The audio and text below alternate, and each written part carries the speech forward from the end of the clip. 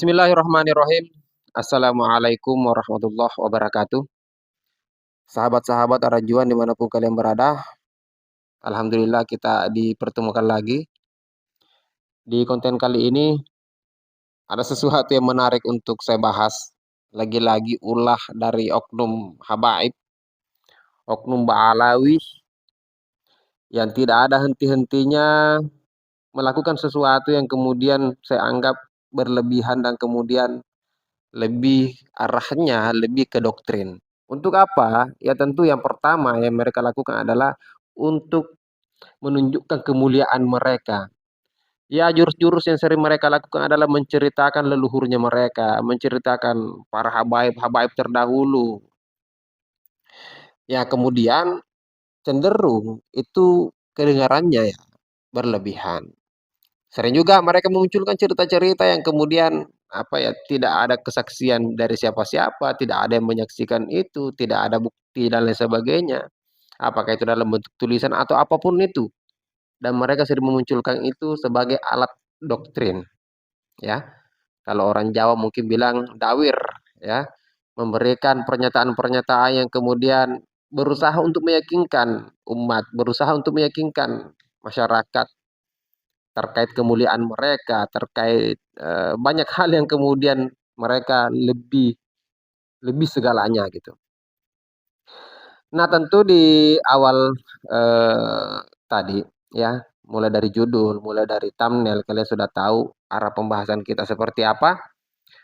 Dan namun sebelum kita masuk ke dalam pembahasan di konten kali ini, saya ingin mengingatkan kepada sahabat-sahabat sekalian.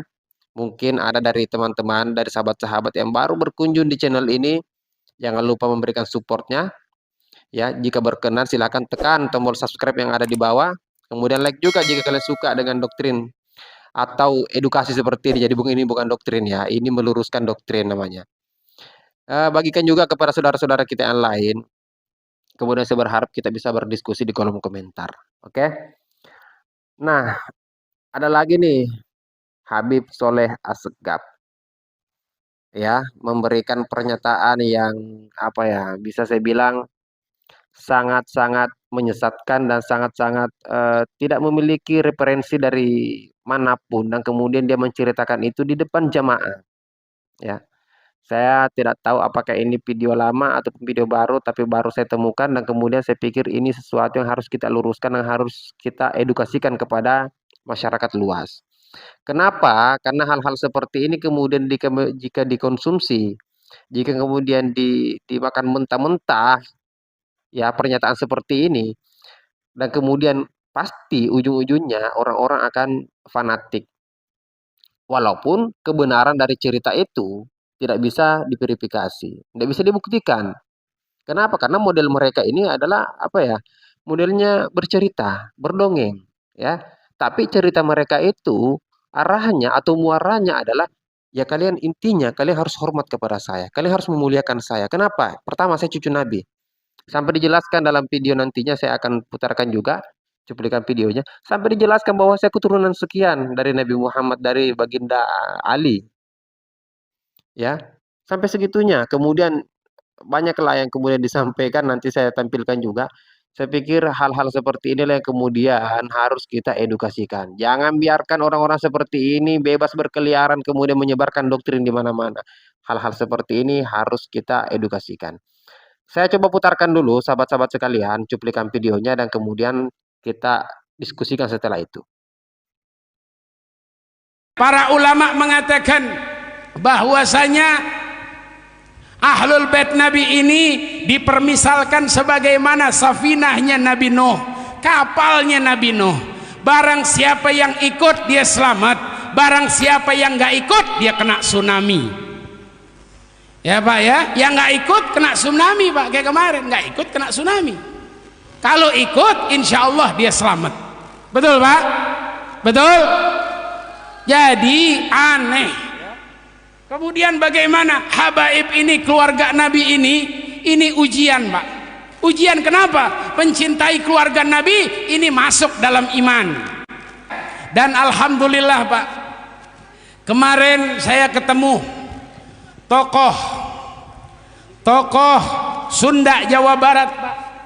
Umurnya 151 tahun, Pak. Umurnya 151 tahun. Saya ketemu di kaki Gunung Gede, Pak. Namanya Ki Oji, Pak. Ki Oji, ada Oji nggak sini? Ada, nah mirip dah tuh. Jadi ente nggak usah jauh-jauh. Ki Oji ada, Ki Oji? Ada. Itu namanya Oji Bahan. Kemudian si Abah tadi itu membaca tawasul. Kemudian dia membaca tawasul, dia hanya menyebut satu sahabat Nabi Muhammad SAW. Siapa yang disebut? Dia bertawasul kepada Imam Ali karramallahu wajhah. Dia bertawasul kepada Imam Ali bin Abi Thalib. Saya katakan, ya Abah, kenapa enggak disebut Sayyidina Abi Bakar? Kenapa enggak disebut Sayyidina Umar? Kenapa enggak disebut Sayyidina Utsman? Si Abah tadi mengatakan, Ali babul ilim. Sayyidina Ali ini pintu ilmu. Sayyidina Ali ini mantu daripada Nabi Muhammad sallallahu alaihi wasallam. Sayyidina Ali keluarga Nabi Muhammad sallallahu alaihi wasallam. Walaupun Sayyidina Ali khalifah terakhir, tapi dia punya magam, dia punya kedudukan amat tinggi. Maka kata si Abah tersebut, saya ta'alluq kepada Sayyidina Ali dan saya perintahkan murid-murid saya semuanya untuk ngaji, cari guru yang nasabnya nyambung kepada Sayyidina Ali. Nasabnya nyambung kepada Sayyidina Ali. Kemudian saya katakan, ya Abah, saya secara nasab bersambung kepada Sayyidina Ali ke-37. Saya ke Sayyidina Ali ini ke-37. Kemudian si Abah tadi mengatakan, tolong kepada muridnya, ambil itu tongkat daripada Prabu Siliwangi di Gunung Gede. Kemudian itu tongkat diambil, ya, diambil, serahkan kepada Syekh ini sebagai cucu daripada Sayyidina Ali, dan kita semua harus ngaji kepada keluarga Sayyidina Ali kalau kita mau mendapatkan ilmu yang benar-benar daripada Kanjeng Rasul sallallahu alaihi wasallam. Kemudian si Abah tadi ini cukup disegani di Jawa Barat. Beliau mengatakan, ya Habib, saya izinkan Habib masuk ke semua penjuru Jawa Barat, masuk ke Banten, masuk ke Kidul, masuk ke Pamengpeuk Garut, masuk ke Tasik, masuk ke Cirebon, seluruh daripada tanah Pasundan ini, karena Habib keluarga Nabi, karena Habib yang miliki ini tanah. Baik sahabat-sahabat sekalian, itulah tadi videonya cukup panjang ya. Saya pikir sahabat-sahabat bisa mendapatkan beberapa poin dari penyampaian dari Habib Sholeh Assegaf ini. Dan gimana ya, di awal sudah ngegas dia, di awal sudah menyampaikan doktrin yang sangat memberikan perumpamaan yang kemudian saya pikir kita semua pasti mengerti arahnya. Jadi dia memperumpamakan bahwa mengikuti habaib itu sama seperti pada saat Nabi Nuh dengan bahteranya itu mengajak semua orang untuk naik. Siapa yang kemudian tidak naik dalam bahtera Nabi Nuh, maka pasti akan disapu bersih oleh tsunami besar pada waktu itu. Dan itu perumpamaan seorang Habib. Maksudnya apa? Kita-kita ini yang sering membantah Habib, yang sering mengkritisi Habib, ya jangan harap ikut dalam bahtera itu. Kita ini pasti akan ada dalam kategori orang-orang yang akan disapu oleh tsunami itu. Intinya apa? Berarti kita berada dalam posisi orang-orang yang tidak selamat. Menurut Habib ini ya. Poinnya apa yang kita bisa tangkap dari poin pertama ini? Yang pertama yang bisa kita tangkap adalah betul-betul dia mendoktrin agar semua orang yang ada di ruangan itu, agar semua orang yang hadir, jamaah yang hadir pada ceramah dia pada waktu itu diupayakan bagaimana caranya mereka semua ngikut. Ya, minimal menghormati, memuliakan habaib, ya, terutama Habib Sholeh Assegaf karena dia pembicara pada waktu itu. Yang kedua yang disampaikan adalah dia bertemu dengan salah satu tokoh katanya yang dari Jawa Barat ya kalau saya tidak salah itu Tanah Pasundan. mengatakan bahwa beliau ini berumur 150 tahun lebih. Bayangkan, ya. Ya orang Jawa Barat gimana? Silakan berkomentar. Ada nggak tokoh yang disebut oleh Habib Saudara Segaf ini? Kemudian beliau ini bertawassul, ya, kepada Imam Ali bin Abi Thalib, sahabat Nabi sekaligus menantu dari Nabi Muhammad Shallallahu Alaihi Wasallam. Allahumma shalli alaihi. Dan menyampaikan bahwa hasil tawassulnya itu, kemudian dia mendapatkan ilham dan kemudian diperintahkan seluruh murid-muridnya itu agar dia belajar kepada orang yang kemudian sanatnya, nasabnya nyambung kepada Baginda Ali, ya, sahabat Nabi Ali bin Abi Thalib. Kemudian dia memperkenalkan diri dan menyampaikan bahwa saya adalah turunan Nabi yang nyambung kepada Ali bin Abi Thalib, turunan ke-37. Bayangkan, memperkenalkan diri katanya, ya. Sehingga apa? Sehingga dia diberikan hadiah tongkatnya Prabu Siliwangi. Ini ngelanturnya luar biasa, ya. Ngelanturnya luar biasa, tapi tidak ditampilkan tongkat itu ada nggak gitu.